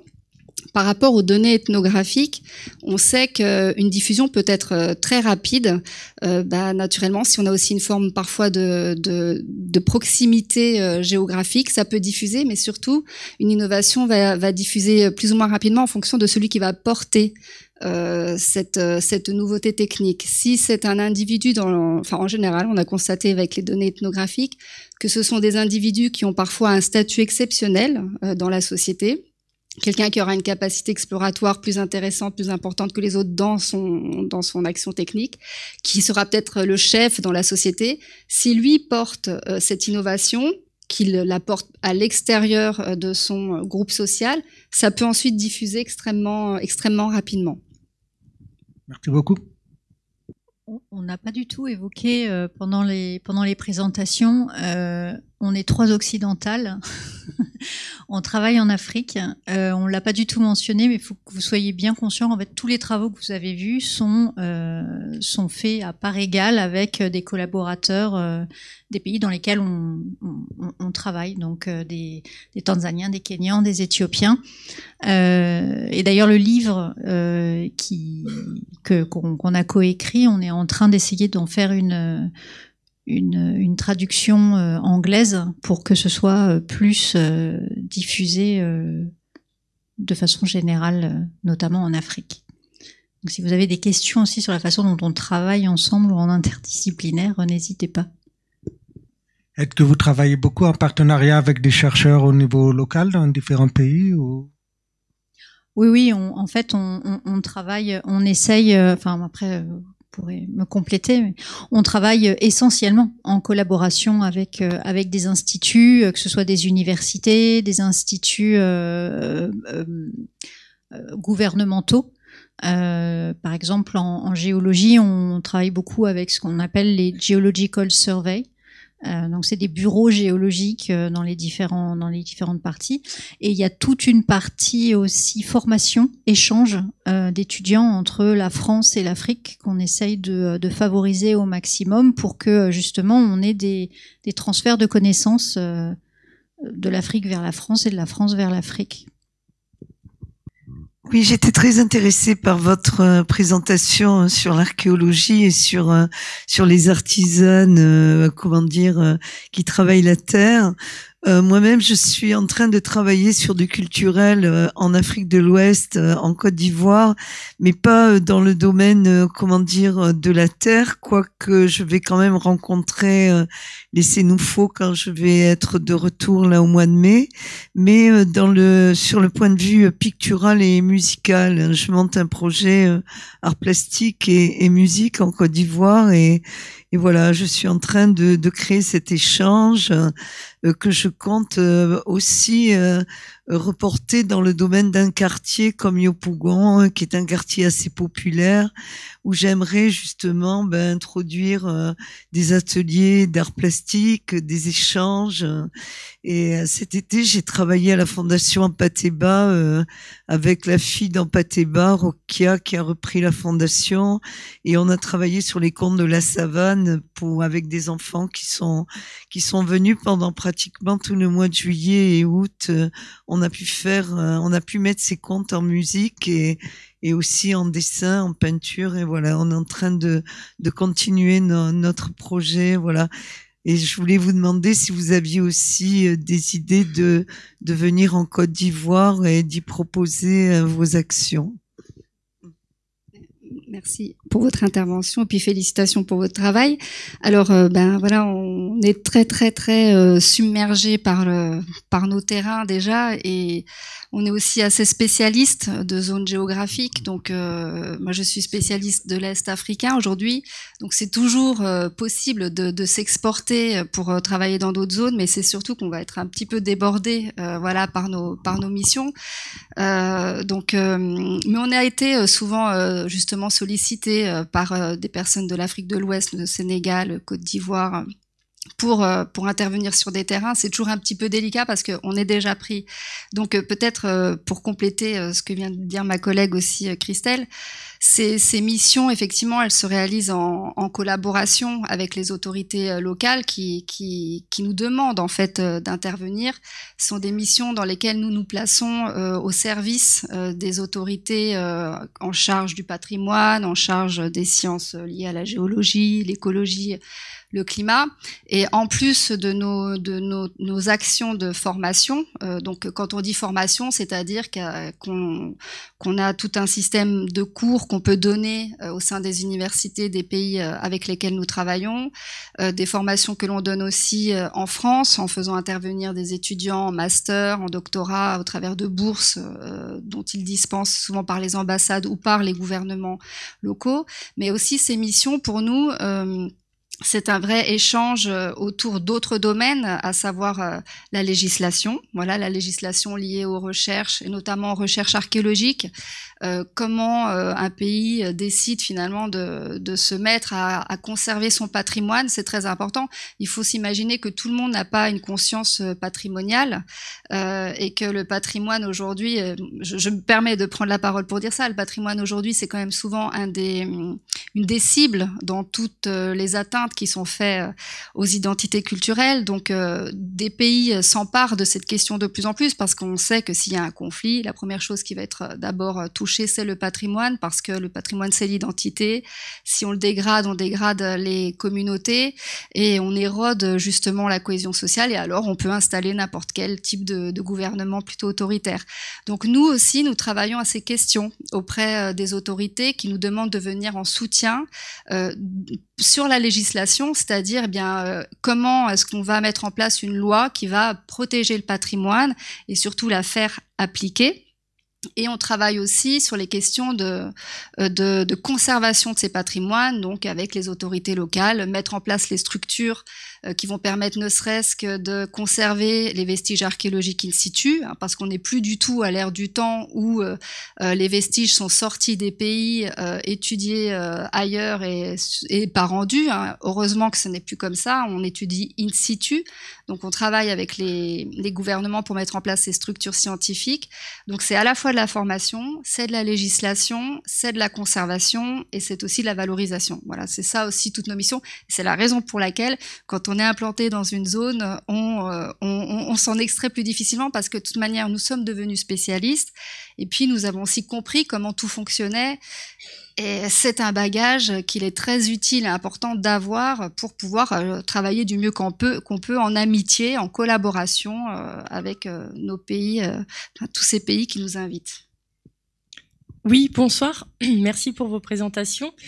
Une petite question, comment est né votre projet entre vous? Et puis de façon plus élargie, est-ce que c'est quelque chose d'établi maintenant dans les travaux, d'avoir cette interdisciplinarité?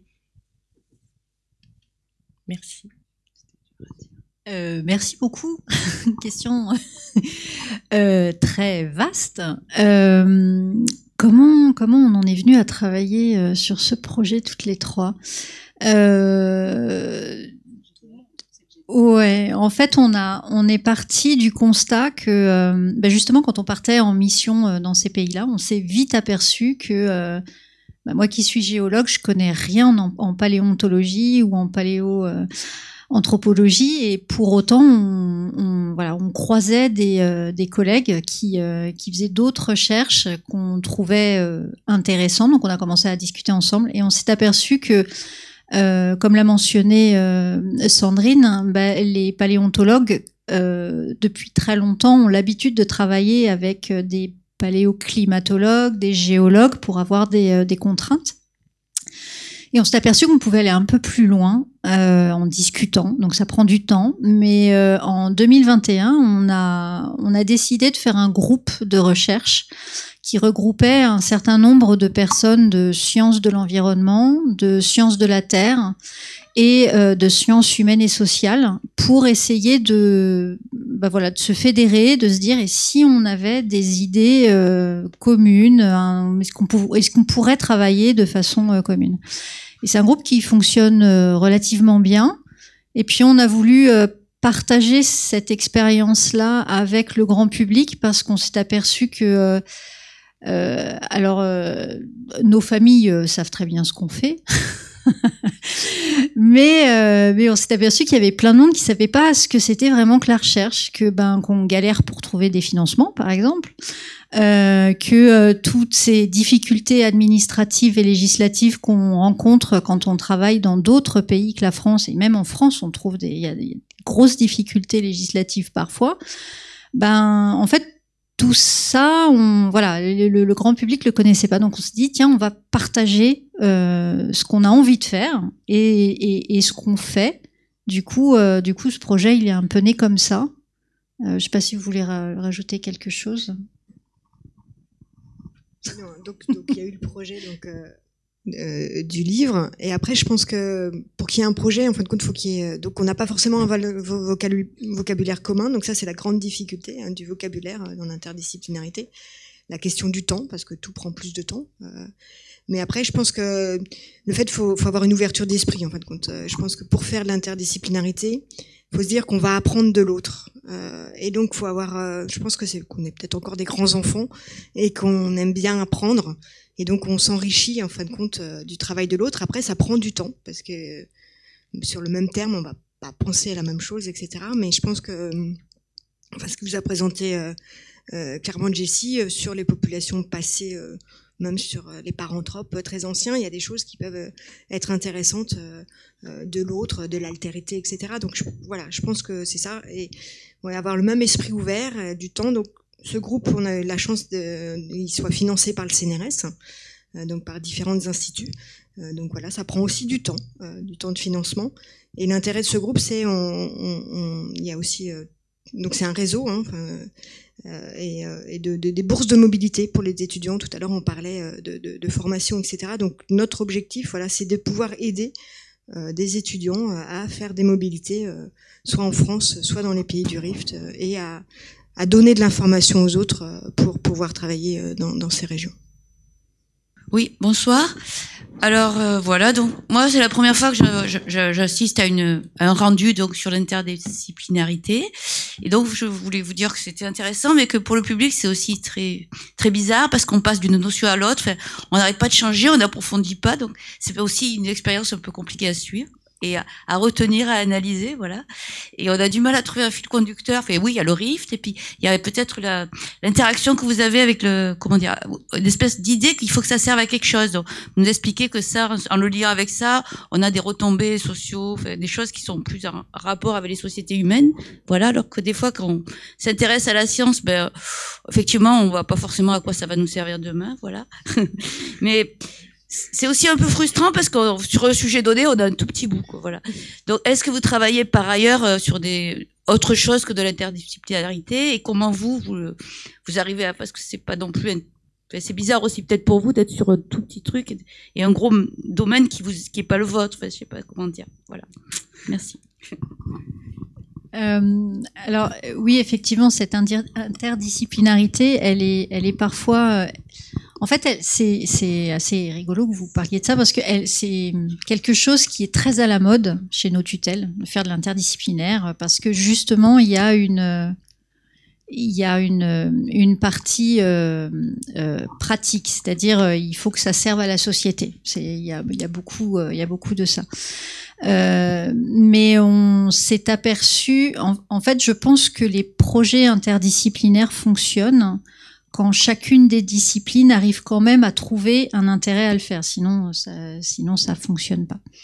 Et donc oui, en fait, si je prends ce que je vous ai présenté, en fait, ce que moi j'apporte, mes compétences, etc., me servent à répondre à des questions qui me sont propres, mais vont permettre à d'autres disciplines d'avancer dans leur questionnement.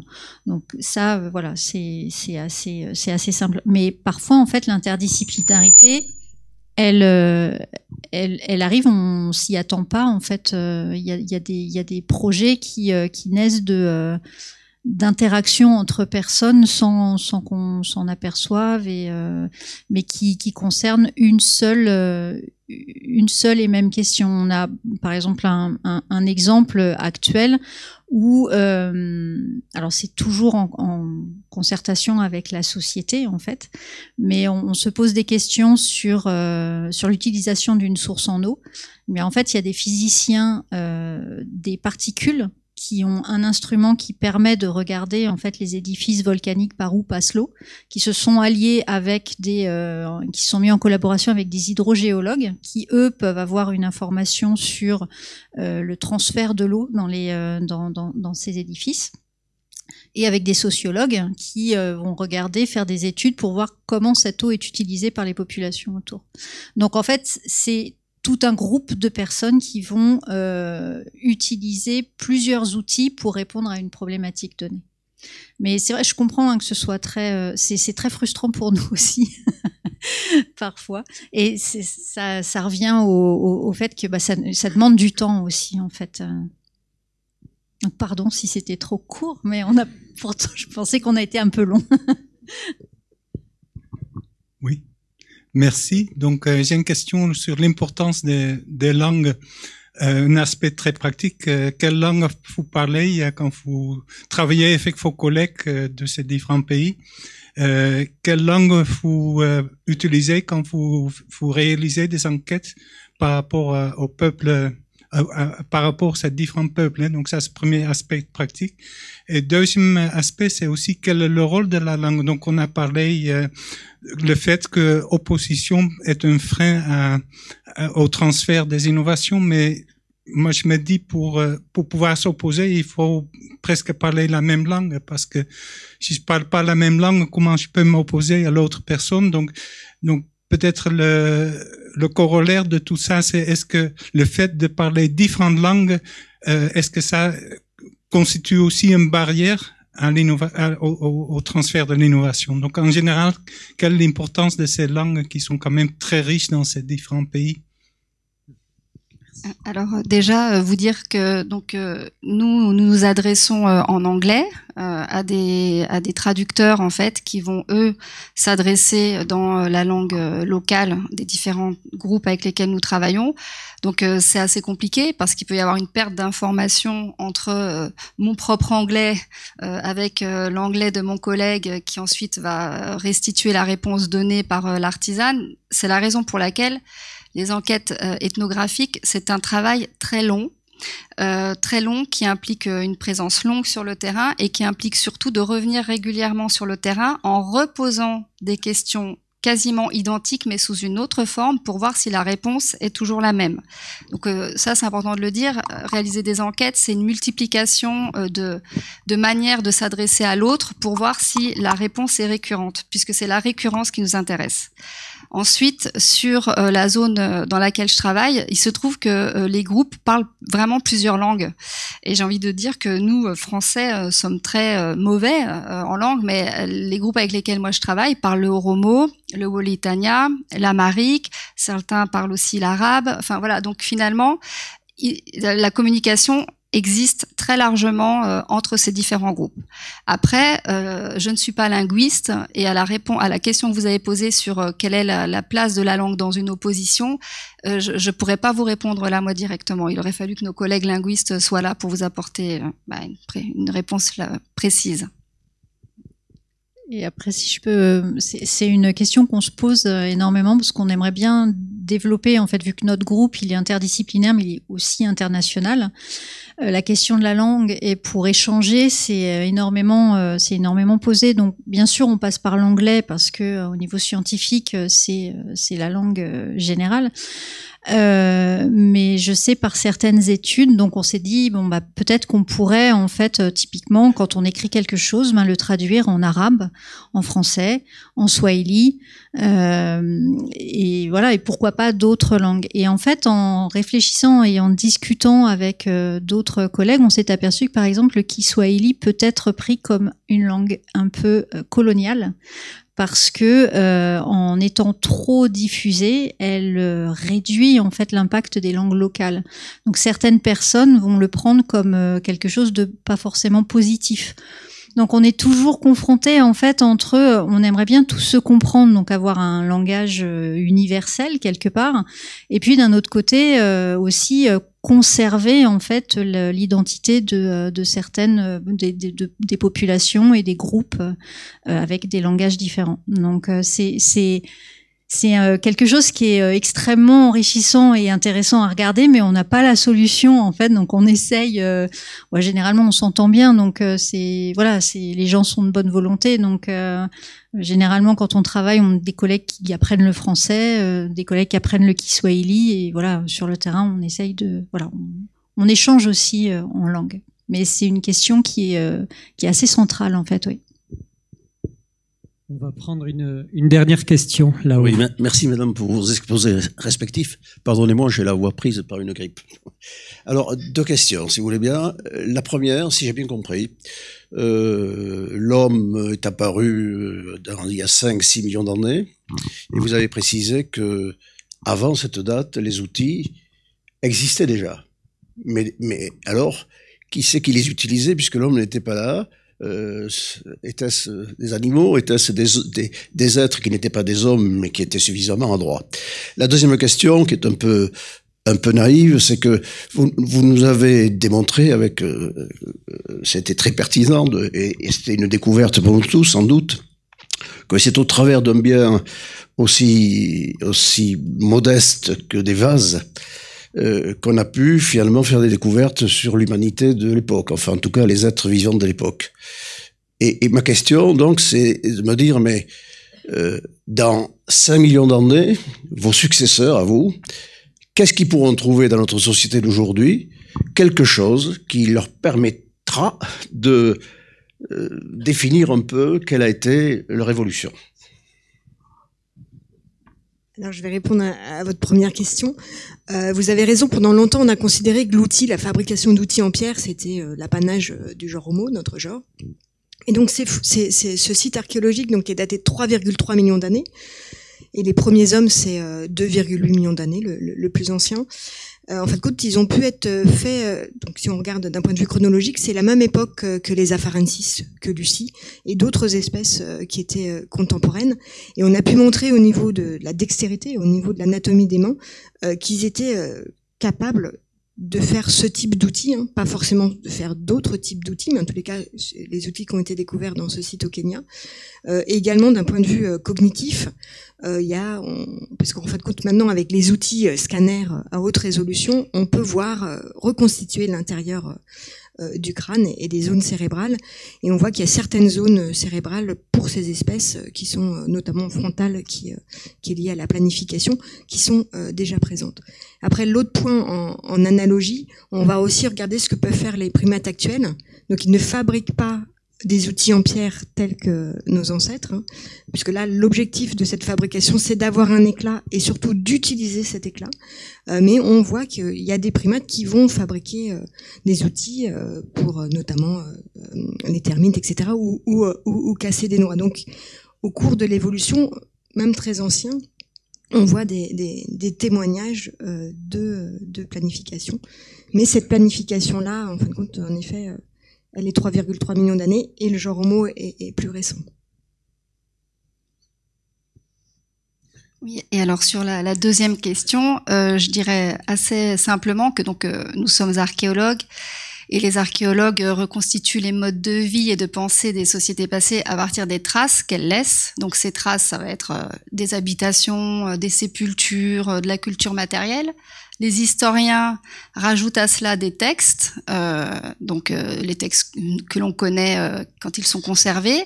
Et donc les archéologues, historiens, dans quelques millions d'années, ils rajouteront à ça des traces, des textes et des données numériques, qui sont conservées sur des serveurs peut-être plus ou moins bien, mais donc ils auront certainement une connaissance plus aboutie, j'ai envie de dire, que ce que nous arrivons à voir, même si on a atteint un niveau de résolution quand même assez élaboré. Donc voilà ce que je peux vous dire, et ils retrouveront beaucoup de plastique, ça c'est certain, et on espère quand même qu'ils liront une histoire relativement belle d'un être humain qui a su préserver encore sa planète, peut-être exister encore, je ne sais pas, enfin voilà. Et peut-être juste pour répondre à madame je suis désolée que vous ayez été frustrée. Effectivement, nous le sommes aussi. C'est la formule qui veut ça, de présentation courte. C'était surtout pour vous donner un peu une image rapide de ce qu'on peut faire. En tout cas, je ne sais pas si je parle pour nous trois, mais nous sommes donc des chercheurs, c'est-à-dire qu'on fait de la recherche fondamentale. Et en fait, ce qui est fondamental dans notre recherche, c'est simplement de produire de la connaissance. Produire de la connaissance juste pour savoir ce qui s'est passé, notamment dans le passé. C'est déjà rien que ça. C'est fondamental de ne pas être à l'aveugle, de ne pas savoir ce que nous avons été. Et ça nous aide quand même à voir où nous allons aller. Et je vais vous donner un exemple un peu concret. Dans nos recherches, moi je travaille aussi en République de Djibouti, autour d'un lac, le lac Abbé, qui est un lac à la frontière entre l'Éthiopie et Djibouti, où nous conduisons des fouilles archéologiques depuis de nombreuses années, et on travaille en interdisciplinarité avec des climatologues. Et en fait, des terrains comme ceux que l'on conduit depuis longtemps, qui permettent de reconstituer des sociétés anciennes, eh bien, on les reconstitue dans leur environnement, c'est-à-dire quelle était leur biodiversité animale et végétale, etc. Et on a pu démontrer par la recherche fondamentale que il y a quelques milliers d'années, elles ont basculé dans la production de nourriture parce qu'elles ont été face à une aridité très forte. Et donc, il y a déjà une force de résilience climatique, d'adaptation à un changement climatique, qui était un changement climatique global, pas ce qu'on connaît aujourd'hui, mais quand même. Et donc, dans ce travail, on bosse avec des climatologues, et on a notamment, je fais une petite parenthèse, mais carotté un lac pour en extraire des sédiments qui vont raconter une histoire paléoclimatique sur les 10 derniers millénaires. Donc nous, on va avoir l'histoire humaine et l'histoire climatique. Et en fait, ces histoires climatiques qui sont reconstituées, elles montrent justement en quoi le climat va interférer sur les populations, en quoi le climat va éroder les sols, etc. Et dans ce programme de recherche interdisciplinaire, il y a aussi des hydrologues, des géologues, des spécialistes de la modélisation du climat, et ils sont en mesure de décrire finalement comment ce climat a évolué et quel impact ça a eu sur les réseaux hydrographiques, sur les rivières, les oueds qui passaient par là, où est-ce qu'ils se sont déplacés, et donc où se positionnaient les sociétés. Et en fait, le but de ce type de programme, c'est aussi de dire, en fait, demain, dans 100 ans peut-être, il est fort possible que votre réseau hydrologique se manifeste de cette forme-là, que le régime de précipitation soit celui-ci. Donc ça génère des modèles qui sont très intéressants pour voir justement où les sociétés, où les groupes humains vont potentiellement aller vers la ressource en eau et quels sont peut-être les conflits que cela va avoir comme impact. Donc ma collègue Sandrine l'a très bien dit tout à l'heure. Je m'excuse, je fais que vous regardez, mais c'est toute la salle que je regarde. Mais en fait, c'est le temps long. Nous, on étudie les processus sur le temps long parce que c'est ça qui nous permet de voir comment les choses s'opèrent sur le temps long. Et c'est ça qu'on essaie de faire dans notre travail. Voilà. Merci beaucoup. Merci Christelle Tiberi, merci Sandrine Prade et merci Jessie Colliès. Merci à l'OREM, Observatoire de recherche Montpellierin de l'environnement, de nous avoir proposé cette soirée.